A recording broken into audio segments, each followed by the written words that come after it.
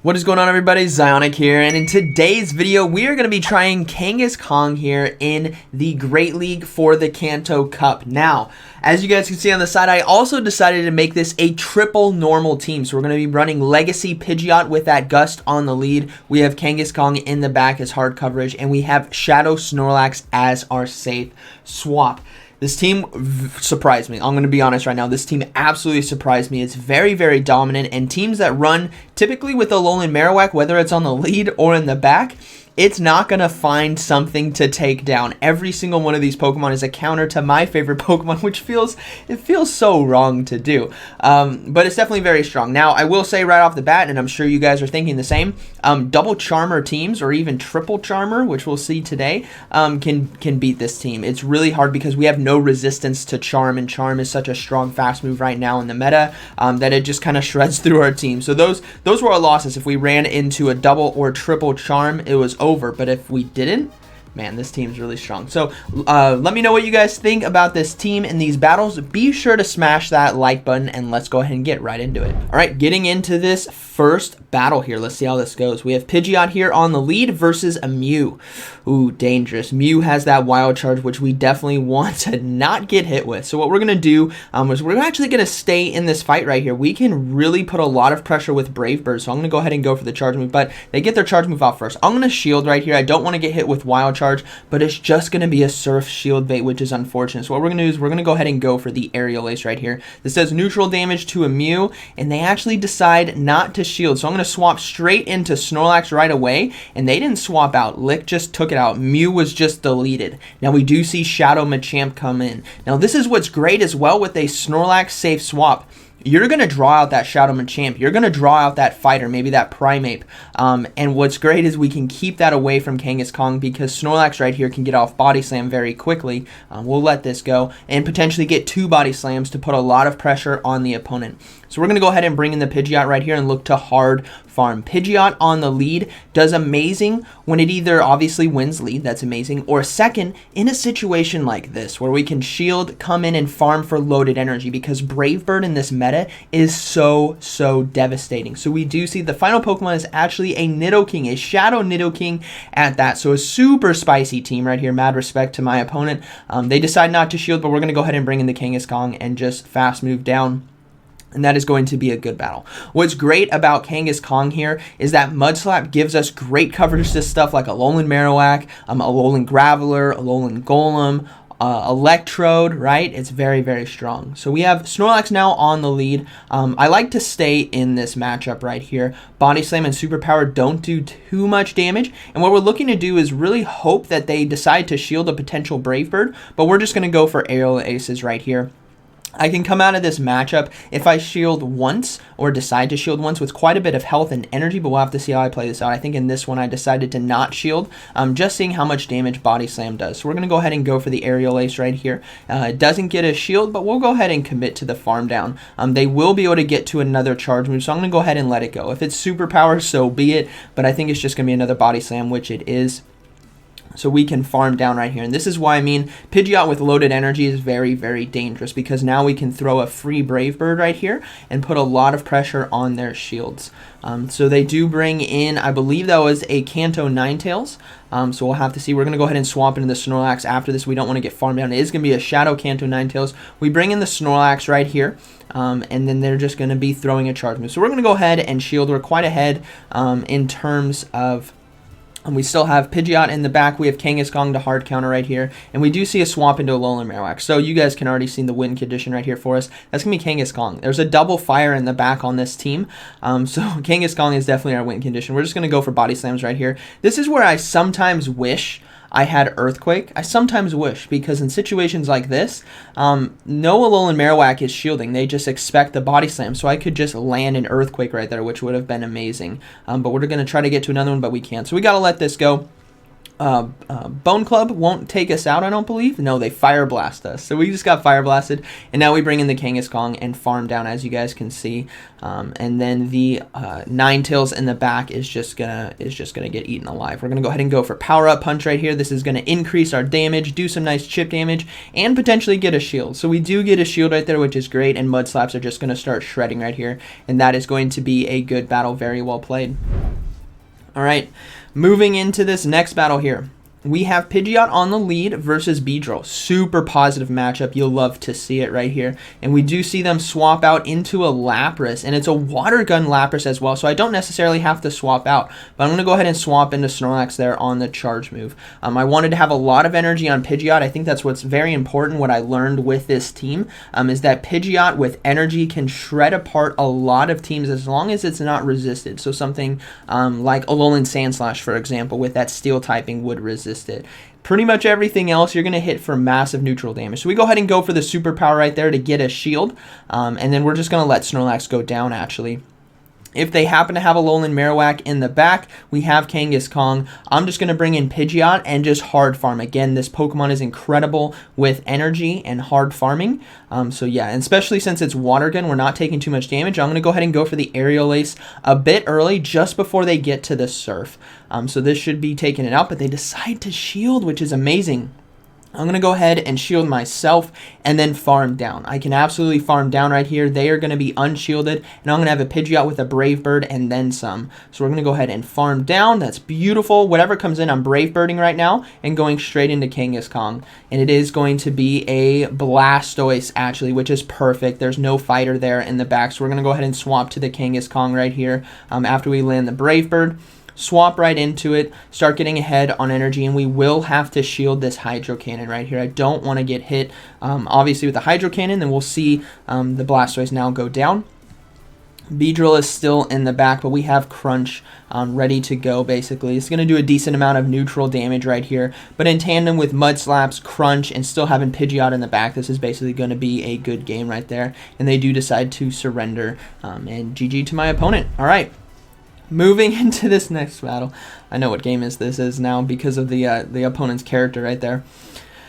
So this is what I was saying. This team has no resistance to Charm. So what we're going to see is Wigglytuff on the lead. So I'm just going to swap into Snorlax right away, hoping they decide to swap out, but they're not. So we're just going to put a lot of pressure right here with Body Slam. I have to build up to Superpower to try to force that because it will do neutral damage and a lot at that. So we go for the Body Slam. They decide not to shield, which is fine. I'm now going to go ahead and go for the Superpower, but they swap into Clefable. There's two Charmers. Just like in my head, I'm like, they're running three. They're running Alolan Ninetales in the back. There's no way. So we are going to go down to Charm. This is what I mean. There's some games you just can't win, but I only ran into this team once, right?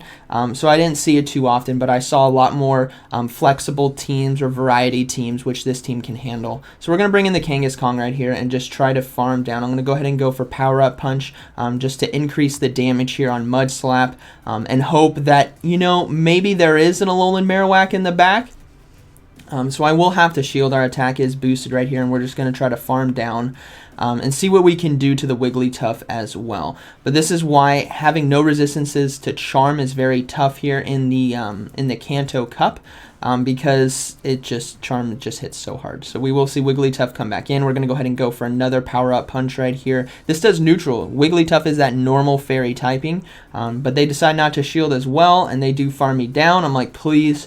Just having a Alolan Marowak in the back without Fire Blast. I would love this. So I'm going to go ahead and shield the Ice Beam right here, banking on and praying for an Alolan Marowak in the back, but it's actually going to be a Ninetales. I'm just going to go ahead and exit. There's no reason to stay in that. It was a Charm Ninetales. So getting into the next battle, we have Pidgeot versus Snorlax. Again, a Shadow Snorlax this time. We're going to play it the same kind of way as one of the earlier battles, maybe game 1 or game 2. But because it's a Shadow, I will have to shield one of these charge moves. I'm not going to shield the first one right here. It is going to be a body slam, but I will shield the second just to maintain a lot of health right here. So we're going to go ahead and build up to double aerial ace, and I will have to shield this one, right? We saw how much damage that first one did, and if I come out of here with a lot of energy, this is looking pretty good because I can get that shield back on the back end and properly align my Pokemon. So I'm going to go ahead and go for aerial ace right here. This should take out the Snorlax if they decide not to shield, which it does. Fantastic.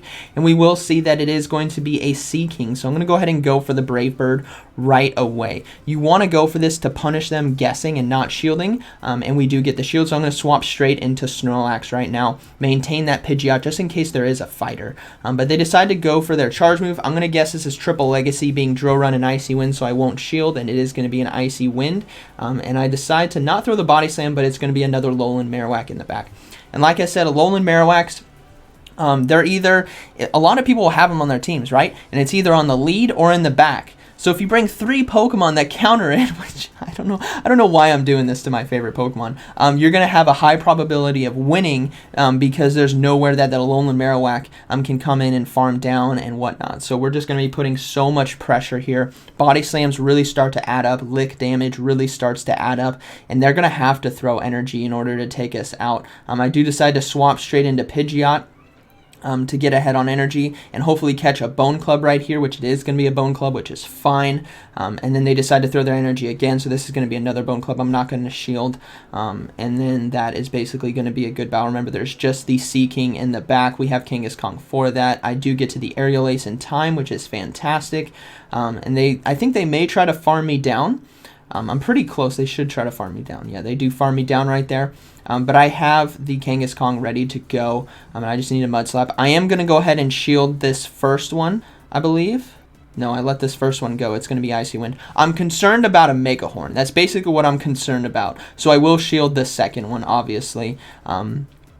Sea King does have access to that Mega Horn, so that's what I'm worried about for heavy neutral damage, but it's just double Icy Winds, which is fine, and we take that battle right there, and that is going to be a good game. Oh, there's still a Alolan Merwack, so we're going to go ahead and go for Crunch, and that is going to be a good game right there. So if you guys are tired of seeing Alolan Marowaks, this is a great team to counter that. But again, like you guys saw in that earlier battle, double, triple charm, this team has struggles with it. So we have Pidgeot versus Venusaur on the lead. Very, very, very, very, very positive for us.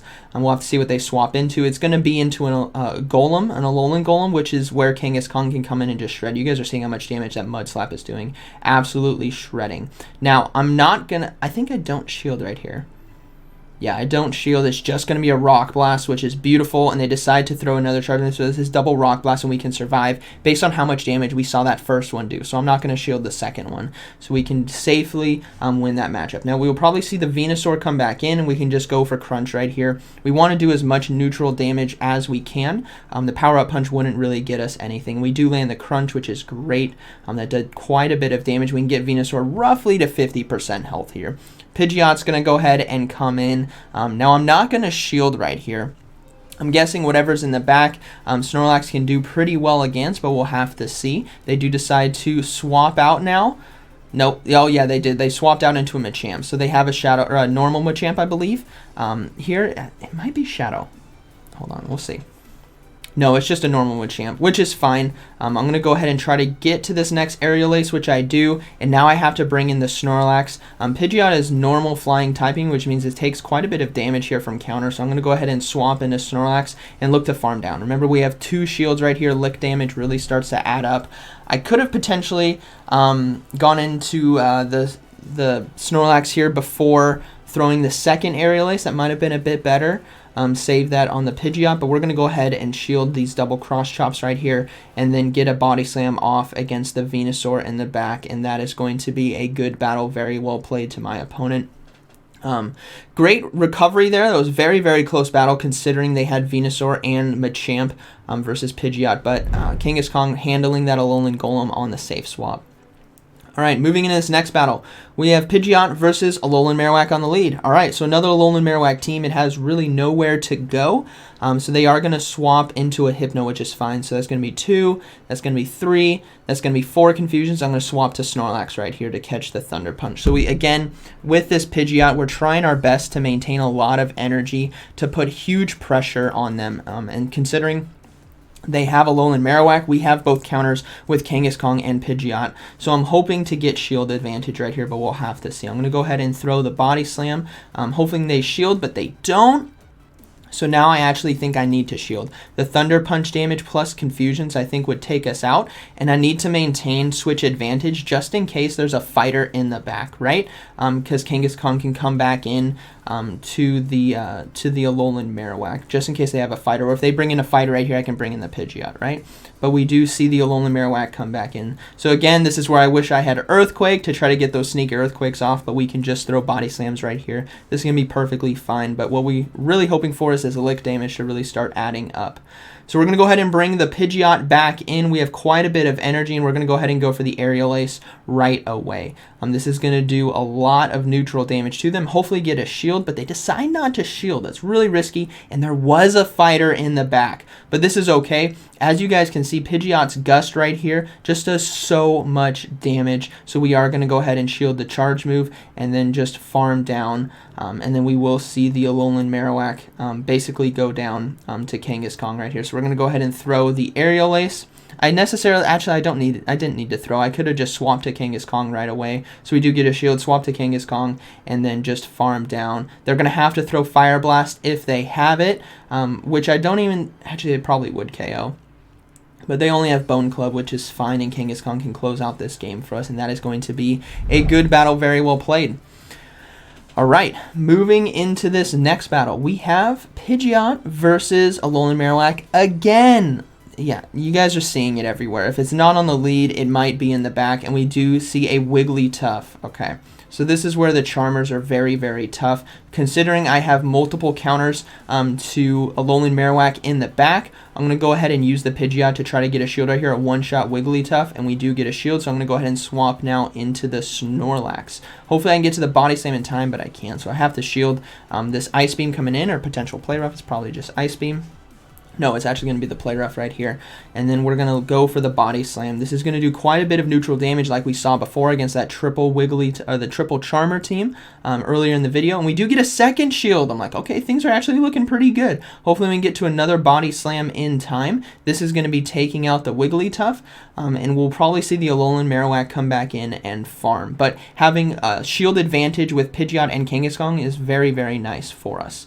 So we will see. What are we going to see come in? The Alolan Marowak does come in. Pretty smart. Going to be able to farm a lot of energy, but we did quite a bit of chip damage right there. So we're going to go ahead and bring in the Kangaskhan now. Kangaskhan with Mud Slaps absolutely shreds. We don't need a shield. That was way too quick to be a Fire Blast, so this is probably just a Bone Club, which it is. And then we will see them decide to stay in. No, they decide to swap out into a Clefable. So they're running double Charm right here.